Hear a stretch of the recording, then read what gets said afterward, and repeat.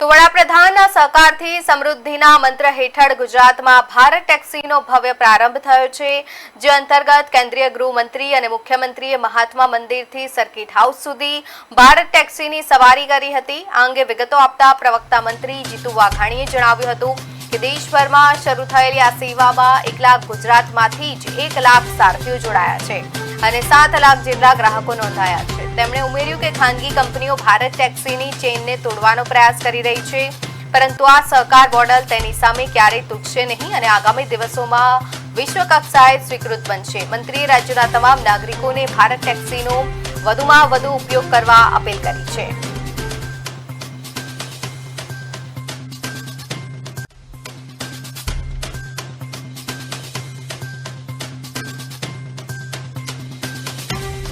ગુજરાતમાં પણ વિધિવત લોન્ચિંગ આજે થયું છે।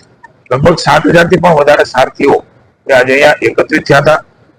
આવનારી ચેલેન્જીસ ને પણ અને અમિતભાઈ શાહે સારથીઓને ડગ્યા વગર ભારત સરકાર અને રાજ્ય સરકાર એમની સાથે છે પ્રમાણે કેટલાક ખાનગી કંપનીઓ અલગ રીતે આખી ચેઇનને તોડવાના પ્રયાસોને પણ મને અમિતભાઈ શાહે બેખૂબી સારથીઓને હિંમત આપી છે, કારણ કે ખોટી રીતે ક્યારેય સહકારિતામાં થયેલું કામ હંમેશા કોઈને નેડા વગર ઈચ્છા વગર સૌને ઉપયોગી થવાનું છે।